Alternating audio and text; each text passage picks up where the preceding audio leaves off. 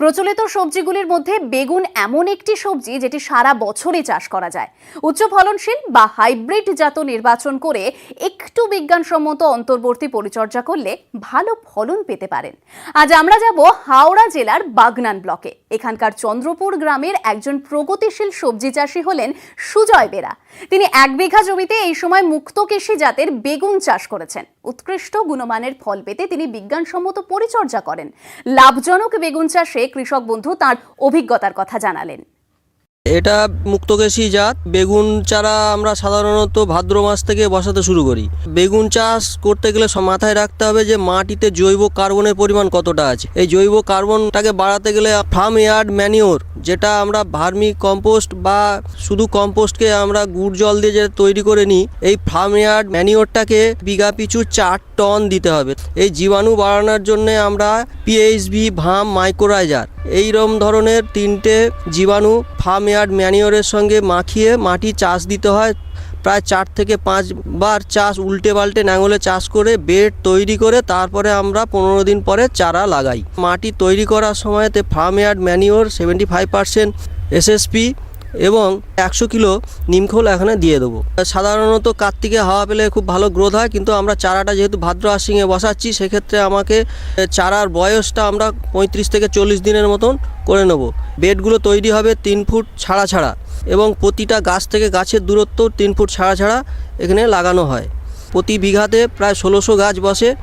এটা আমার একদম নিজের দেশি জাত এবং নিজেরাই বীজ কালেকশন করি। মুক্তকেশী মানুষ পছন্দ করে এবং খেতেও খুব ভালো লাগে এবং শীতকালীন অর্থকরী ফসল হিসেবে আমাদের কাছে খুব সহায়তা করে।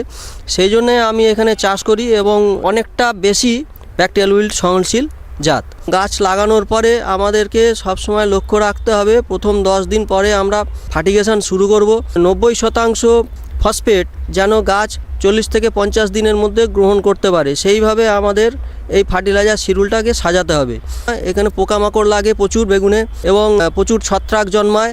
মুক্তকেশীর জাত, শীতকালেরই জাত। এখানে বেগুন গাছে প্রচুর ফাঙ্গাস প্রবলেম আসে এবং ব্যাকটেরিয়াল উইল্টেরও সমস্যা হয়। CHO এবং COC এরকম ধরনের খাবার এবং স্টবলিং গ্রুপের কিছু খাবার, নেটিভো এবং অ্যান্ট্রাকল এরকম ধরনের উলট পালট করে আমরা প্রয়োগ করব এবং এখানে 15 দিন অন্তর অন্তর কোনো স্টবলিং গ্রুপের ওষুধ দিতে পারি। সবসময় আমাকে লক্ষ্য রাখতে হবে যে 50% উপরে জলকণা বাতাসে বেড়ে গেলেই এখানে প্রচুর গাছের ডাল পচা, ফুল পচা এবং বিভিন্ন ধরনের পচা লাগে। ফল ট্যাপ, ক্যাপ ট্যাপ এইরকম ধরনের ওষুধ আমরা দিয়ে এগুলোকে নিয়ন্ত্রণ করি। এখানে পুরোটাই মাইক্রো ইরিগেশনের মাধ্যমে পরিচর্যা দেওয়া হচ্ছে। প্রতি 2-3 দিন অন্তর অন্তর এখানে মাইক্রো ইরিগেশনে জল দেওয়া হয়, ডিপ ইরিগেশনে, এবং এই ডিপ ইরিগেশনের মাধ্যমে 10 দিনের পর থেকেই খাবার দেওয়া হয়। এখানে খুব একটা বেশি নিড়ানির প্রয়োজন হয় না। তবুও প্রথমের দিকে গাছ যখন ছোট থাকে, আগাছা যেগুলো বেরোয় সেইগুলোকে আমরা প্রথমে নিয়ন্ত্রণ করে দিই এবং প্রতি মাসে একবার করে নিড়ানি দিতে হয়। এখানে গাছে 45 দিনে ফুল আসে এবং 50 থেকে 60 দিনের পরে আমরা ফল তুলতে শুরু করি। এখানে গাছে প্রায় 6 মাসের মতন গাছ ফলন দেয় এবং প্রতিটা গাছে প্রায় 5 থেকে 7 কেজি ফলন দিয়ে থাকে এবং যে গাছটা আমরা দেখছি এখানে প্রায় 7-8 কিলো পর্যন্ত ফলন হয়। গড়ে আমরা এখানে 5 থেকে 6 কিলো গড় অনুভব করি। প্রায় 8 টন 1 বিঘাতে ফলন হয়। এবছরের বাজার দর খুবই ভালো পেয়েছি। বিভিন্ন ধরনের ঝড়ঝাপটা এবং শীতকালে বর্ষার একটা যোগ ছিল, সেই জন্যে ফলনের একটু হেরফের হয়েছিল। সেক্ষেত্রেও আমরা ফলন স্বাভাবিক রাখতে পেরেছি। বিভিন্ন ধরনের ফার্ম ইয়ার্ড ম্যানিওর এবং জীবাণু সারের প্রয়োগ এবং এই ঠিকঠাক ফার্টিলাইজার ম্যানেজমেন্টের ফলে আমাদের ফলনটা ঠিক স্বাভাবিক ছিল, যার জন্য আমরা ফলনটা প্রায় 5 থেকে 7 কিলোর মতন পেয়েছি। এক্ষেত্রে প্রতি বিঘাতে প্রায় 8 টন ফলন উৎপন্ন করতে পেরেছি। প্রথমের দিকে প্রায় 35 থেকে 40 টাকা কিলো বিক্রি হয়েছে এবং আজকে এখন 20-18 এরকম বিক্রি হচ্ছে। তাহলে আমরা গড়ে এখানে 15 টাকা কিলো ধরলেও প্রায় 1,20,000 টাকার মতন আমরা এখানে বেচাকেনা হয়। এখানে 1 বিঘা জায়গাতে প্রায় 26,000 টাকা খরচ হয়, বাদ বাকিটাই আমাদের লাভ হয়। ডগা ছিদ্রকারী পোকার জন্য আমরা এখানে প্রতিনিয়ত আমাদেরকে একটা স্প্রে করতে হয়। প্রথমের দিকে লক্ষ্য করতে হবে রাতের তাপমাত্রা কখন বাড়ছে। শীতকালে রাতের তাপমাত্রা বেড়ে গেলেই এই পোকাগুলো রাতের বেলায় বেশি ডিম পাড়ে এবং গাছের ডালে এবং গাছের ফলের মধ্যে ডিম প্রবেশ করে। প্রতি 15 দিন অন্তর অন্তর নিম তেল 5000 ppm থেকে 50,000 ppm পর্যন্ত এইগুলোকে আমরা স্প্রে করব। এর সাথে সাথে কিছু কেমিক্যাল দিয়ে আমরা এগুলোকে নিয়ন্ত্রণ করে থাকি, যেমন সাবমিট, টোজেন, করাজেন কেমিক্যাল পেস্টিসাইড দিয়ে এগুলো নিয়ন্ত্রণ করি। এবং শুধু তাই নয়, বেগুন গাছে হরেক রকমের পোকা থাকে, উড়ো পোকা, চষি পোকা, মাকড়। চষি পোকার জন্য আমরা ইন্টারপিট দিতে পারি এবং সাবমিটও দিতে পারি মাঝে মাঝে। কিছু সিউইটের যে এক্সট্রাক্টটা লিকুইড ফর্মে পাওয়া যায়, সেগুলোকে আমরা কন্টিনিউ এই ওষুধ মারার সাথে সাথে ফোলিয়ার স্প্রের মতন স্প্রে করে থাকি। এবং শুধু তাই নয়, 15 ডিগ্রি তাপমাত্রা যখনই নামছে তখন গাছের পাতায় ফসফেট পটাশের যোগান হচ্ছে না। এর জন্যে আমরা 05234 এবং 1261 013 045 এই পটাশিয়াম নাইট্রেট অথবা মনো অ্যামোনিয়াম ফসফেট এইগুলোকে আমরা স্প্রে করি 3-4 দিন অন্তর অন্তর প্রতি লিটার জলে 3 গ্রাম করে দিয়ে। এর ফলে গাছের ফসফেট, পটাশ এবং নাইট্রোজেনের ব্যালেন্সটা তৈরি হয় এবং গাছ খুব সুন্দর হেলদি থাকে। তাতে করে এই ফলনটা স্বাভাবিক রাখা যায়। গাছের রং এবং ফলের রং ঠিকঠাক রাখতে গেলে হিউমিক অ্যাসিড এবং বেগুনটাও নরম রাখতে গেলে অ্যামাইনো অ্যাসিড, ফলিক অ্যাসিড এগুলোকেও আমরা দিয়ে থাকি। প্রতি 20 দিন অন্তর অন্তর একবার করে দিই। তার সাথে সাথে আমরা ক্যালসিয়ামটাকেও ইডিটিএ ফর্মে এবং ক্যালসিয়াম নাইট্রেট ফর্মে এখানে স্প্রে অথবা ডিপ ইরিগেশনের মাধ্যমে দিয়ে থাকি। সেক্ষেত্রে ফলের যে কোয়ালিটি মেনটেন্যান্স করা, সেক্ষেত্রে পাতা কিছু কিছু পরিমাণে কাটতে হয়। যেমন গাছের নিচের দিকে টামাটে বর্ণ হয়ে যাচ্ছে বা ফাঙ্গাস অ্যাটাকটেড হচ্ছে, এইরকম ধরনের পাতা কিছু কেটে বাদ দিলে গাছের ফলগুলো সুন্দর সুগঠন হয়। আমাদের রাজ্যে যেসব ফলগুলোর চাষ করা হয় তার মধ্যে পেয়ারা একটি। বিশেষ পরিচর্যা ব্যবস্থা অবলম্বন করে চাষিরা প্রায় সারা বছর ধরেই পেয়ারা উৎপাদন করে থাকেন। বছরের বিভিন্ন সময় এর দাম ওঠানামা করলেও চাষি এই ফলটির চাষ করে ভালো লাভ পেয়ে থাকেন। তাই তো উত্তর 24 পরগনা জেলার গাইঘাটা ব্লকের প্রগতিশীল কৃষক রানা প্রতাপ পাল তাঁর 1 বিঘা জমিতে এই ফলটির চাষ করেছেন। আসুন শোনা যাক এই ফল চাষির অভিজ্ঞতার কথা। আমি 1 বিঘা জমিতে প্রথমে 4খানা লাঙল দিয়ে চাষ দিয়েছি। তারপরে 20 বস্তা মতন গোবর সার এবং 20 কেজি রাসায়নিক সার মিশিয়ে তারপরে বারুইপুর থেকে কলপের চারা নিয়ে এসেছি 120খানা, 8 হাত বাই 10 হাত এইভাবে বসিয়েছি। তখন পেয়ারার চারার সাইজ ছিল 12 ইঞ্চি মতন। তারপরে ক্রমশ বাড়ছে, জল দেওয়া হচ্ছে এবং ঘাস পরিষ্কার করা হচ্ছে। 2 মাস অন্তর অন্তর আবার গাছের গোড়ায় পরিমাণ মতন 100 গ্রাম করে সার দেওয়া হয়েছে। দেওয়ার পরে 1 বছর হলো এই গাছের বয়স। 1 বছরে ডাল টানার আগে পর্যন্ত 8 কেজি 10 কেজি করে পেয়ারা উঠেছে। এখন এই ডাল টানা হয়েছে, ফড়কি ছেড়েছে, তাতে কড়ি বেরিয়েছে। এই কড়ি যতদিন বড় না হচ্ছে ততদিন পরিমাণ মতন জল দিয়ে যাচ্ছি। সার এখন দেওয়া আপাতত বন্ধ। এরপরে এই পেয়ারার জন্য পোকা যাতে না লাগে তার জন্য প্রত্যেকটা পেয়ারার প্যাকেট পরানো হয় যাতে পেয়ারাটা ভালো থাকে। প্রত্যেক সপ্তাহে আমি বিষ তেল প্রয়োগ করছি, কীটনাশক ঔষধ, যাতে পোকা না লাগে এবং এই পেয়ারার সাইজ যাতে বড় হয় পরিমাণ মতন জল দিচ্ছি এবং সার দিচ্ছি। 10-26 প্রত্যেক গাছে 100 গ্রাম করে। প্রথমে নিম তেলটা ব্যবহার করি, তারপরে যদি কোনো রকম পোকামাকড়ের বেশি উৎপাত হয় তখন কৃষি দপ্তরের সাহায্য নিয়ে আমরা পরিমাণ মতন তেল প্রয়োগ করি। সবসময় চেষ্টা করি জৈব সারটা ব্যবহার করার জন্য যাতে মানুষ সুস্থ থাকে। আমি প্রথমে যখন পেয়ারা কলপ লাগিয়েছি তার মধ্যে সর্ষে চাষ করেছিলাম, তাতে আমার দেখা যাচ্ছে 1004 টাকা লাভ হয়েছে। 3 মাস পরে আবার কুমড়ো চাষ করলাম, কুমড়ো চাষ করার পরে তাতে 7000 টাকা লাভ হয়েছে। তারপরে করলাম ঝিঙে দিয়ে শশা, ঝিঙে শশা দুটোই করলাম, কিন্তু ওটাতে লাভ হয়নি। 1 মাস 1.5 মাস অন্তর অন্তর ঘাসটাকে পরিষ্কার নিংড়ানি দিয়ে হোক কোদাল দিয়ে হোক পরিষ্কার করি, পাতাটা ঝাড় দিয়ে পরিষ্কার করে দিই যাতে পোকামাকড়ের উৎপাতটা বেশি না হয়। এখন টানের সময় 15 দিন 1 মাস অন্তর অন্তর জল দেওয়া হচ্ছে। এখন এই যে কড়ি এসছে, কড়ি আসার পরে ফলটা যেই ধরবে তখন জলটা 1 সপ্তাহ অন্তর অন্তর দিতে হবে। ডাল টানা অন্তত 6 থেকে 7 মাসের আগে ফল রেডি হয় না। শীতের সময় আমাদের টাইমটা বেশি লাগে, বর্ষাকালে তাড়াতাড়ি হয়। আমরা চেষ্টা করি শীতের সময় বা গরমের সময় ফলটা তৈরি করার। এ সব সময়ের ফলন হাটে বাজারে যাচ্ছে 200, 500, 1000 বিক্রি করে আসছি। এমনি ধান বলেন, অন্য সবজিপাতি বলেন 3 মাস পরে উঠবে সেই আশায় থেকে হচ্ছে না।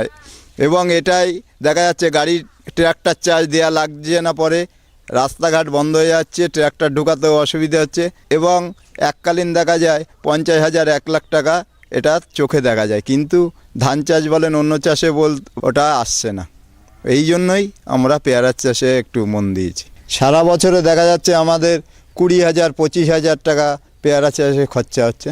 ইনকাম 70,000ও হতে পারে, 1 লাখ টাকাও হতে পারে, যেমন বাজার থাকবে তার উপরে, যেমন ফলন ধরবে।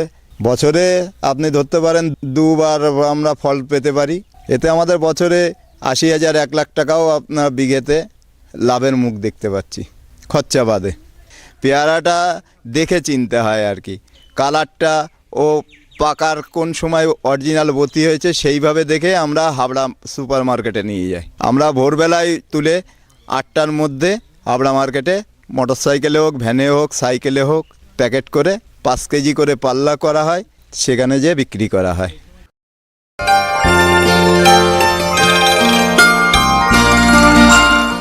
এবারে দেখুন অন্নদাতা হেল্পলাইন। দর্শকেরা আমাদের কাছে বিভিন্নভাবে যে প্রশ্ন করে থাকেন তার উত্তর নিয়েই সাজানো হলো অন্নদাতা হেল্পলাইন।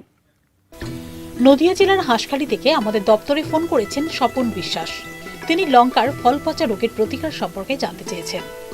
লঙ্কার ফল পচা বা অ্যানথ্রাকনোজ রোগটি ছত্রাকঘটিত। লঙ্কা ছাড়াও ক্যাপসিকাম বা টমেটো এই রোগ বেশি দেখা যায়। রোগটি বীজবাহিত, তবে বিভিন্ন ধরনের আগাছার মধ্যে বা আক্রান্ত গাছের অবশেষের মধ্যে এই রোগের ছত্রাক রয়ে যেতে পারে। বাতাস বা বৃষ্টির ছাটের দ্বারা আক্রান্ত গাছ থেকে সুস্থ গাছে রোগটি ছড়াতে থাকে। কেবলমাত্র ফল ধরার পরই নয়, গাছের বৃদ্ধির প্রাথমিক দশার চারা গাছেও এই রোগটি দেখা দিতে পারে। রোগের লক্ষণ হিসাবে পাতায় ছোট ছোট দাগ দেখা যায়, কচি ডগা ধীরে ধীরে শুকোতে থাকে। বৃদ্ধি দশায় এই রোগ দেখা দিলে ওপরের দিকের পাতা ঝরে যায়। এই গাছে ফুল ও ফল কম আসে। ফল ধরার পরে রোগের সংক্রমণ হলে তখন ফলে রোগের লক্ষণ প্রকাশ পায়। ফলের গায়ে ফোস্কার মতো কালো রঙের ক্ষত দেখা যায়। এই দাগগুলো গোলাকার বা কৌণিক হতে পারে। দাগের পরিধিতে গোলাপি বা কমলা রঙের আভা দেখা যেতে পারে। এই ক্ষতের উপরে পরবর্তীকালে ছত্রাকের বীজ দেখা যায়। 20 থেকে 24 ডিগ্রি সেন্টিগ্রেড তাপমাত্রা এবং 75% বেশি আর্দ্রতায় এই রোগটি ছড়িয়ে পড়ে। এই রোগের উপদ্রব এড়াতে হলে পরিচর্যা ব্যবস্থার উপরে প্রথম থেকেই গুরুত্ব দিতে হবে। ফসল চক্রে 2-3 বছর লঙ্কা পরিবারের ফসল যেমন আলু, লঙ্কা, ক্যাপসিকাম, বেগুন এগুলো চাষ করা চলবে না। এই রোগ সহনশীল জাতের লঙ্কা চাষ করতে হবে। হিসার শক্তি, হিসার বিজয়, তনু চিলি, কো 1 প্রভৃতি জাতের মধ্যে এই রোগের বিরুদ্ধে সহনশীলতা দেখা যায়। জমি তৈরি করার সময় যথেষ্ট পরিমাণে জৈব সার প্রয়োগ করতে হবে। জৈব সারের সঙ্গে ট্রাইকোডার্মা ভিরিডি এবং সিউডোমোনাস ফ্লোরোসেন্স একত্রে মিশিয়ে কয়েকদিন জাঁক দিয়ে রেখে তারপরে প্রয়োগ করলে মাটিতে রয়ে যাওয়া ক্ষতিকারক জীবাণুর পরিমাণ কমে। এর ফলে রোগ কম দেখা যায়। বীজ অবশ্যই শোধন করতে হবে। প্রতি কেজি বীজে 2 গ্রাম কার্বেন্ডাজিম মিশিয়ে বীজ শোধন করতে হবে। আক্রান্ত ফল ও পাতা তুলে বিনষ্ট করতে হবে।